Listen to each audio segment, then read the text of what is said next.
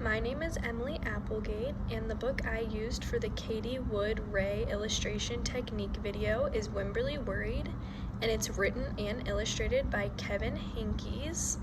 And the first technique, and the technique that I focused on the most, is technique 46, and that is the technique called using borders. And the description of this is boxes and borders may be used in the design of a picture book. I thought it was interesting that as I read on more, it said that boxes and borders are often used in magazines and other websites, and they help to tell stories. And so I think it's important to show our kids or our students cool things that you can do with different boxes and borders when you're writing a story. So I want to turn to a couple pages in the book. One of the first pages that caught my eye with the boxes and borders is this page when it talks about Wimberly worrying in the morning, worrying at night, and worrying throughout the day.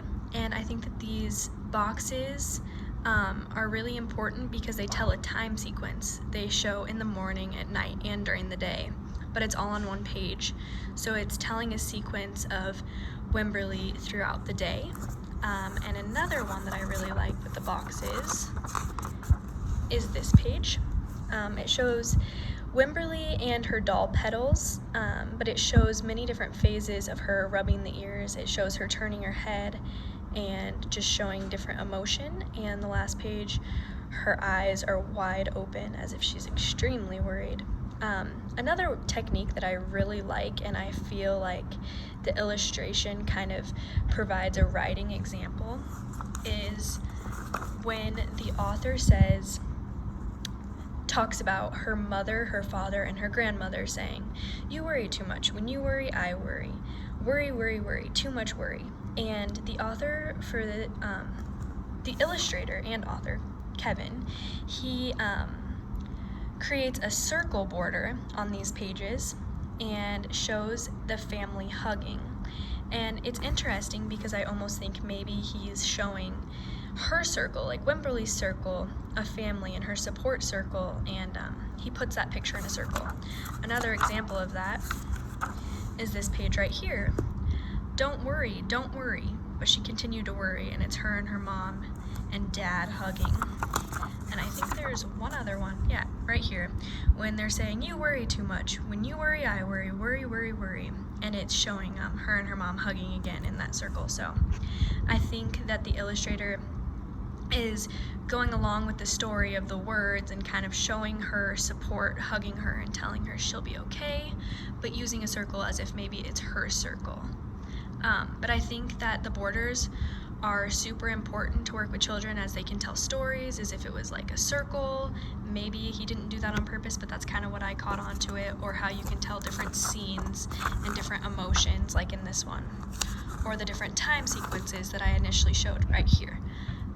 Another technique that I focused on was technique 20, creating the illusion of motion with detail. And the page I really focused on was on Wimberly's birthday, when it looks like there is motion as if they were dancing or moving along in a circle or jumping, as this character looks like he's doing. And so I think the illustrator does a great job at showing motion in this one. And also with the Halloween parade, as if all of these characters are walking, and even on this one as if they're walking off the page, as if they're continuing to walk on in the parade. So I think the illustrator does a great job with that technique. The last technique I focused on was technique 34, crafting tone with background. And I think this front title page is really great, and the tone is definitely portrayed on this first page with all of the colors and all the lines and, you know, the red and the black swirly. And I think it's really important because the title is Wimberly Worried, and when I look at this page, it kind of reminds me of maybe what's going on in Wimberly's head, as if she's extremely stressed out and all this color, she can't focus. And so I think that the tone of the story is definitely crafted on the front page, and it's important to tell our students about these different techniques because then they can later on pick out what the illustrator is trying to portray, and a lot of times the illustrator is going hand in hand with the author. But in this case, Kevin illustrates and writes and does a great job using these techniques.